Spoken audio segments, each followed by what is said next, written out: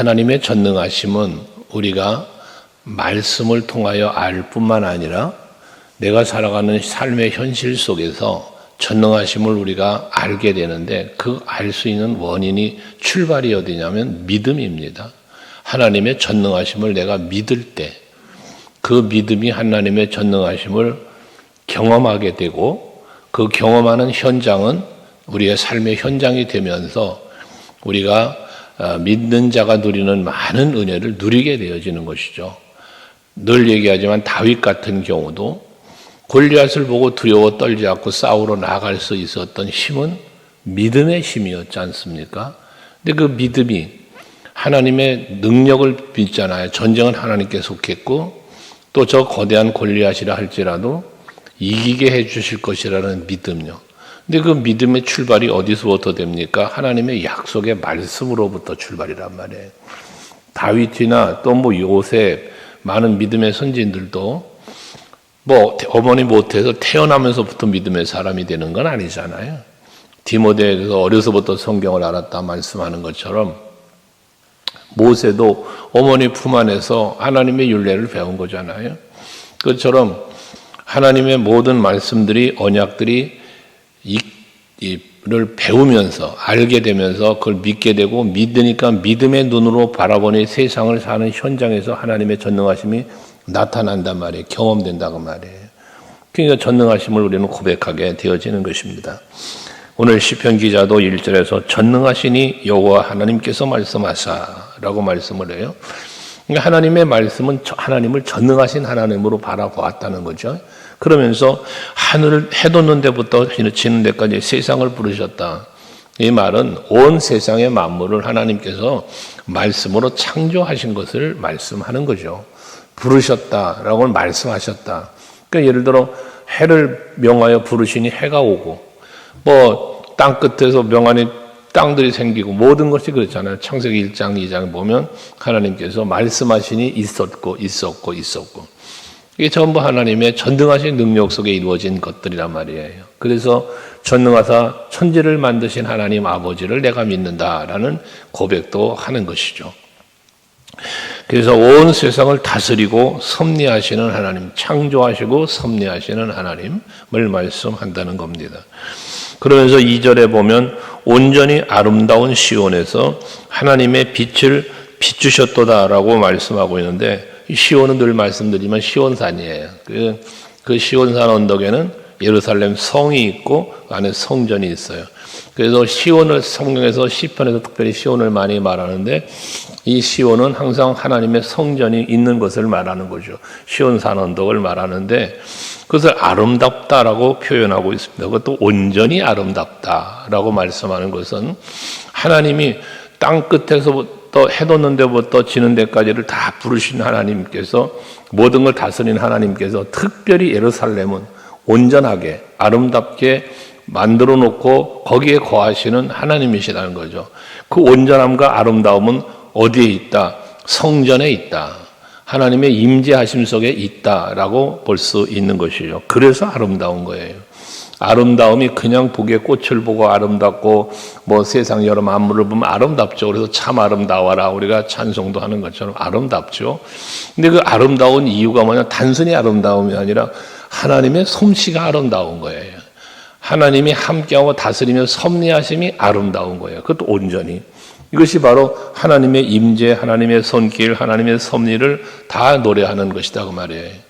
그래서 그러한 시온에 하나님의 임재하신 그 예루살렘에 하나님의 빛을 비추셨다라고 말씀하셔서 빛으로 임하시는 하나님. 요한복음 1장 예수께서 이 땅에 오심에 대하여 말씀하시기를 빛으로 오셨다. 그것도 참 빛으로 오셨다라고 말씀하죠. 오늘 여기 온전히 아름답다는 말씀처럼 하나님이 우리를 향한 일하심과 섭리하심 모든 것들은 온전함이에요. 온전함. 그러니까 우리들도 하나님 앞에 온전해야 된다는 것이죠. 그래서 디모데후서 3장 16절 17절 말씀에서 모든 성경에 관계된 말씀을 하면서 이 말씀 우리에게 주신 목적을 뭐라 그러냐? 하나님의 사람으로 온전하게 하며 모든 선한 일을 행할 능력을 갖추려 합니다. 이 말씀을 주시면 그거예요. 온전해지는 것. 그 온전해짐은 온전한 믿음, 하나님과의 온전한 관계, 우리의 심령이 온전히 새롭게 되어짐, 교훈과 책망과 바르게 함과 의로 교육하게 유익하여서 그렇게 만드신다는 거죠. 뭐가? 말씀이. 그것처럼 하나님께서는 빛을 비추셔서 우리에게 빛 가운데 살게 해주셨다는 거예요. 우리가 내 안에 예수를 모신다 그러잖아요. 내 안에 예수를 모신다, 영접한다 이렇게 얘기했어요. 요한복음 1장의 12절에. 근데 그걸 뭐로 표현했어요? 믿음으로. 영접하는 자 곧 그의 이름을 믿는 자. 그러면 영접하는 것과 믿는 것은 결과적으로 무엇을 말하냐? 빛이 내 안에 들어온 거예요. 참빛으로 오신 예수가 내 안에 오셨다고 말이에요. 그 빛이 내 안에 들어오니까 뭐예요? 어둠의 권세가 떠나가는 거예요. 그럼 어둠이 떠나가는 어둠은 뭡니까? 죄예요. 우리는 인간은 모든 인간은 원죄를 가지고 태어난다고 그러죠. 죄의 속성을 가지고 태어난단 말이에요. 아담의 범죄 이후에. 그 죄의 모든 요소들이 떠나간다는 거예요. 빛 대신 예수가 내 안에 들어오니까. 그래서 우리는 거듭났다, 구원받았다, 하나님의 자녀가 되었다 등으로 우리는 막 고백하는데, 그러한 은혜를 받은 우리는 빛 가운데 사는 자들이 돼야 돼요. 어둠의 권세가 떠나가야 된다 그 말이에요. 우리가 구원받아서 하나님 자녀가 됐어, 거듭났어. 그런데 아직도 죄 가운데 있다는 건 아직 빛 대신 예수가 내 안에서 온전히 있지 못한 거예요. 빛이 내 안에 들어오면 네 어둠의 권세 다 떠나가야 되는 거죠. 구습을 젖는 옛사람을 벗어버리고 새 사람을 입은 이 삶이 이루어져야 되는 걸 말한다고 말이에요. 그게 빛으로 임하신 하나님을 말하니까 3절에 보면 우리는 하나님이 오사 잠잠하지 아니하시니 그 앞에는 삼키는 불이 있고 그 사방에는 광풍이 불리로다 하셔서 빛으로 오셔서 어둠을 물리치니까 그 과정이 단순한 과정이 아니단 말이에요. 여러분, 죄를 물리치고 죄를 이기는 것이 결코 쉬운 것인가? 그러지 않아요. 구습을 따르던 나의 삶, 세상의 즐거움을 따라 살던 나의 삶이 변화가 일어난다는 건 그렇게 하루아침에 쉽게 변화되는 게 아니다고 말이에요. 물론 빛이 오는 순간 모든 것이 떠나가죠. 하지만 과거에 따랐던 나의 습관들이 변화되는 것은 결코 쉬운 게 아니다 그 말이에요. 사도 바울도 다메섹 도상에서 빛 가운데 주님을 만나는 거예요. 그런데 참빛 대신 예수를 만나는데 그 눈이 멀 정도로. 그렇지만 어떻습니까? 그는 다메섹 도상에서 예수를 만났어요. 변화가 됐어요. 그래서 삶의 방향이 완전히 바뀌었어요. 그런데도 불구하고 나는 날마다 죽는다잖아요. 아직도 내 안에 두 개의 내 자아가 싸우고 있다. 오라 곤고한 사람이다라고 스스로를 말하잖아요. 이게 우리의 모습이에요. 여러분들도 마찬가지예요. 항상 빛 가운데서 나를 살펴, 예수의 십자가 보혈 앞에서 나를 살펴서 나의 죄악된 요소들, 어둠의 권세들을 자꾸 몰아내는, 무엇으로? 빛으로, 말씀으로. 그래서 말씀이 우리의 영적인 거울과 같다는 것이에요. 말씀 앞에서 나를 성찰해서 내 마음의 생각, 나의 잘못된 습관, 이런 것들이 변화가 일어나야 된다는 것이죠. 4절에 하나님이 자기 백성을 판결하시려고 위 하늘과 땅 아래 선포했다라고 말씀합니다. 자기 백성의 판결, 이 판결은 무슨 심판이 아니고요. 여기서 말하는 판결은 구별이에요, 구별. 그래서 하나님께 택함받은 자기 백성을 하나님 뭐한다? 구별해 내신다는 거예요. 구원 건져내신다. 또 살리신다. 거듭나게 하신다. 하나님의 자녀를 삼으신다. 등등의 표현을 성경은 말하는데 이게 판결, 구별하시는 거예요. 예수께서 마지막 때가 되면 창세기 25장 말하는 것처럼 마태복음 양과 염소를 구별하듯이 오른편에 설 자와 왼편에 선 자를 구별하신다지 않습니까? 이게 하나님의 판결이에요. 이렇게 구별을 해내실 때에 5절에 보면 이르시되 자기 백성을 판결하시는데 어떻게 판결해? 나의 성도들을 내 앞에 모아라. 그들은 제사로 나와 언약한 이들이다라고 말씀하고 있습니다. 그러니까 자기 백성은 어떤 백성들이냐? 언약으로 맺어진 백성들이라는 거예요. 언약의 제사를 통하여 나와 언약한 자들이다라는 거죠. 언약의 백성들. 그럼 언약은 어떻게 이루어졌어요? 내가 하나님을 찾아가 하나님과 타협하여 언약한 게 아니잖아요. 하나님이 나를 찾아오신 거죠. 그래서 우리는 구원에 대한 말씀을 할 때 전적인 하나님의 은혜를 이야기해요. 전적인 하나님의 은혜, 불가항력적 은혜라는 표현을 해요. 이건 뭡니까? 하나님의 주권 속에서 나의 구원이, 나의 택함이 이루어졌다는 거예요. 언약은 하나님이 일방적으로 우리에게 주신 거예요. 택한 받은 자에게요. 그래서 그들은 제사로 이루어졌다라고 말하는 이 제사는 무엇을 말하냐면 아브라함과의 언약이 제사로 이루어져요. 그래서 그 후손의 번성이 이루어질 걸 말씀하잖아요. 하나님의 택한 백성이 된 건 아브라함과의 언약 이후에 아브라함의 후손들이 언약의 백성이에요. 그래서 삭개오가 예수님을 만났을 때 그 집에서 이도 아브라함의 자손이라 일컬음을 받을 것이라 그러잖아요. 아브라함의 자손. 이게 결국 뭐냐? 구원받는 성도들을 일컫는다고 그랬지 않았습니까? 이렇게 하나님의 언약의 백성이 저와 여러분도 된 거예요. 이것이 바로 제사로 드려진 언약한 자들이라고 말하는 거고, 궁극적으로는 예수 그리스도께서 제물 되셔서 예수 그리스도가 십자가에 달려 죽으심으로 우리를 위한 단번에 속죄 제물이 되신 속죄 제물이 되셔서 그 제사로 말미암아 영원한 제사죠. 영원한 제물이죠. 우리의 구원이 이루어진 것. 이게 우리가 그리스도 예수로 말미암은 언약의 백성이 되어진 우리들이에요. 이게 하나님의 백성이요 하나님의 자녀라는 것입니다. 이들을 불러 모으라고 말씀합니다. 그러면서 6절에 하늘이 그의 공의를 선포하리니 하나님 그는 심판장이심이로다 했어요.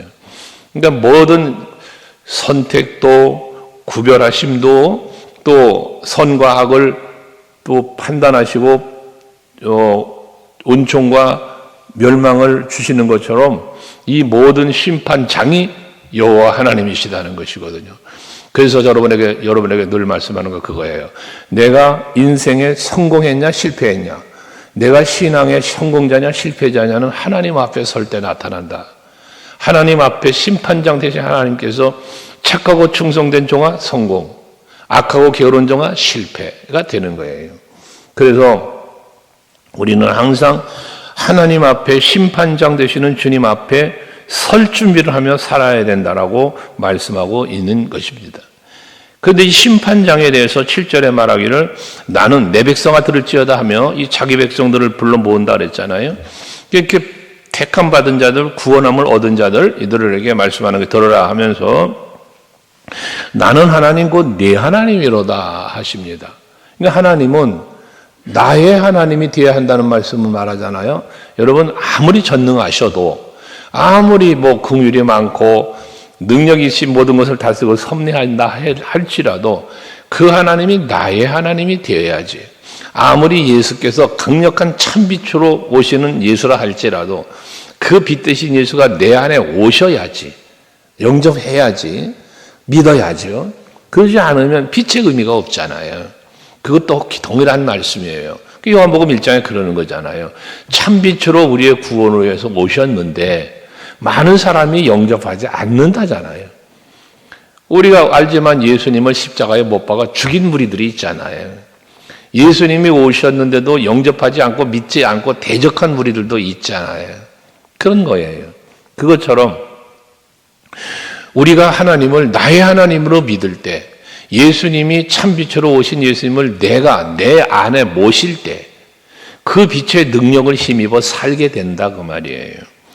그러면서 이어진 8절 이하의 말씀은 나는 너의 재물 때문에 너를 책망하지는 아니하리니 라고 말씀합니다.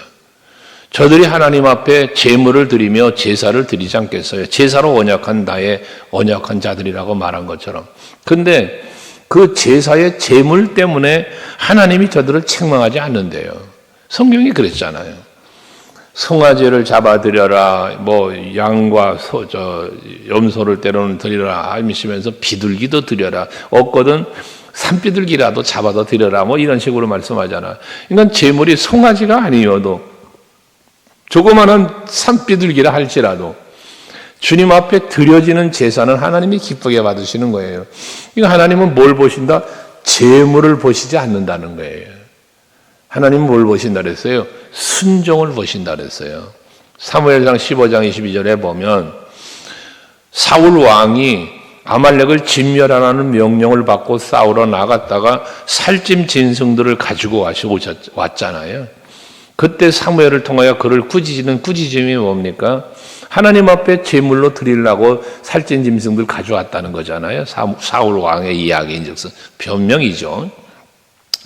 그러나 사무엘을 통해서 하나님 무슨 말씀합니까? 하나님이 원하는 건 수양의 기름이 아니라 순종이다. 그 수양의 기름보다 순종이 더 낫지 않냐, 하나님 앞에. 라는 말씀으로 그를 꾸짖었지 않았습니까?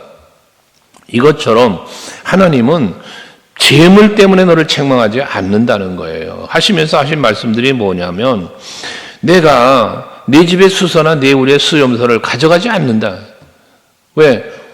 지천에 깔려있는 게 짐승이에요. 산속에 수많은 짐승들이 있어요. 하나님이 예를 들어 재물을 먹고 싶고 드시고 싶다면 얼마든지 하나님의 것, 다 하나님의 것이잖아요. 취하실 수 있으시죠.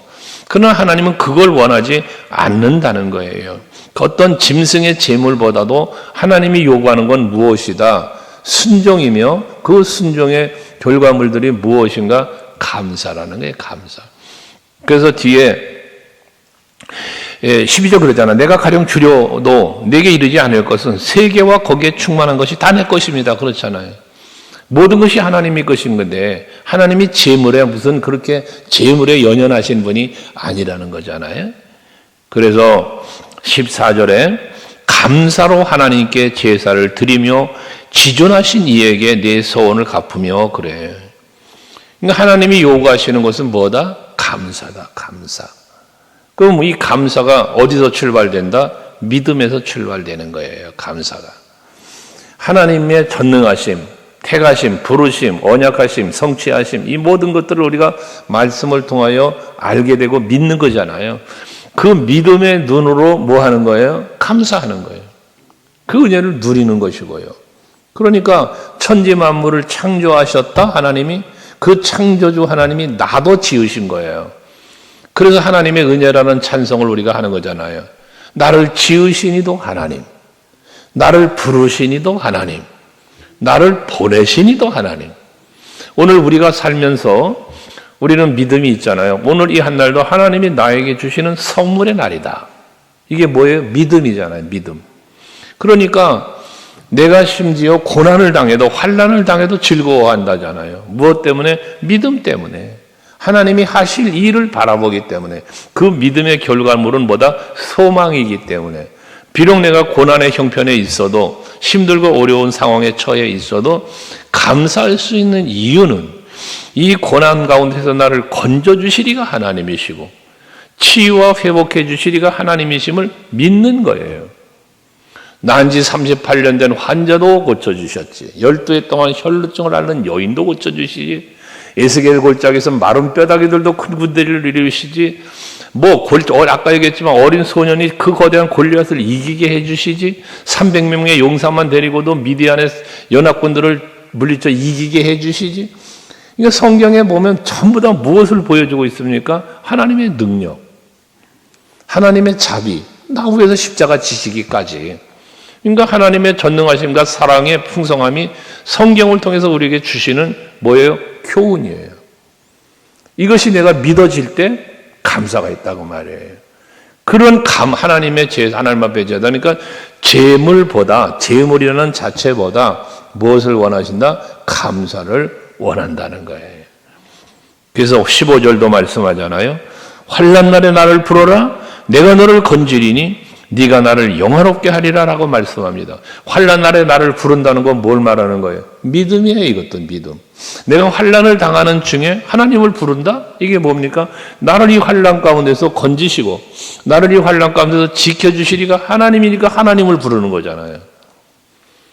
예레미야 33장 3절 말씀 말하는 것처럼 너는 내게 부르시잖아. 내가 지금 누군데? 예레미야 감옥에 갇혀 있어요. 지금 환난 날이죠. 공고한 날이죠. 근데 그에게 넌 내게 부르짖으라는 거예요. 그러니까 환난을 당할 때 부르짖으라는 거예요. 하나님은 나에게 환난 날에 내가 만날 큰 도움이시라, 힘이시라. 시편 46편 말씀하고 있는 것처럼. 여러분 힘드세요? 나를 도우시리는 하나님이심을 믿고 믿음으로 하나님을 찾는 거예요. 그때 그 하나님을 부르고 하나님을 찾을 때 뭐한다? 내가 너를 건지리니 그러잖아요. 너는 내게 부르짖어라. 그럼 내가 너에게 응답하겠고 하시잖아요. 새벽마다 나오셔서 여러분 기도하시잖아요. 이 기도를 하나님은 들으시는 거예요. 근데 그 기도는 늘 말하지만 기도는 어떻게 하느냐가 아니라니까요. 얼마나 오랜 시간을 기도하느냐가 아니라니까요. 시간의 개념, 무슨 방법의 개념이 아니라 누구한테 기도하느냐는 거예요. 누구한테. 전능하신 하나님, 나를 위하여 모든 것을 이루실 수 있는 전능하신 분뿐만 아니라 나 위하여 십자가 지시기까지 하시는 그 사랑의 하나님, 그 하나님 앞에 구하는 거예요. 그러니까 여러분, 아버지, 그 믿음 가지고요. 그 믿음 갖고, 그 소망을 갖고 아버지만 해도 응답이 온다니까요. 다니엘이 기도를 시작할 즈음에 하나님은 응답하신다잖아요. 아시는 거예요. 여러분들이 기도하지 않는다고 하나님이 여러분의 형편과 사정을 몰라요? 알아요. 다 아신다고요. 근데 하나님이 요구하는 건 뭐라? 감사. 이 감사 어디서부터 왔다? 믿음. 그래서 믿음의 기도라는 믿음의 기도 속엔 뭐가 있어요? 감사가 있는 거예요. 감사가. 빌립보서 4장에 말씀하잖아요. 빌립보서 4장에 너는 아무것도 염려하지 말고 너희가 구할 것, 간구할 것 모든 거 어떻게 돼? 감사함으로 하나님께 아뢰어라. 그리하면 모든 지각에 뛰어난 하나님 거잖아. 모든 지각에 뛰어난 다 하시는 하나님이요. 그 하나님이 너를 도와주신다는 거죠. 이루어 주신다잖아요. 그러니까 우리는 앞에도 우리 37편에서도 묵상했습니다만 여호와를 기뻐해라. 이 기뻐하라는 속에는 여호와를 기쁘시게 해드림도 있고 여호와 때문에 내가 기뻐하는 게 있어요. 기뻐하는 게 감사해요. 그 찬송이에요. 그러면 그가 네 마음의 소원을 이루시리라. 그러니까 여러분들이 항상 신앙생활 속에 예배와 찬송과 기도하시면서 잊지 마실 것, 믿음으로 감사해요.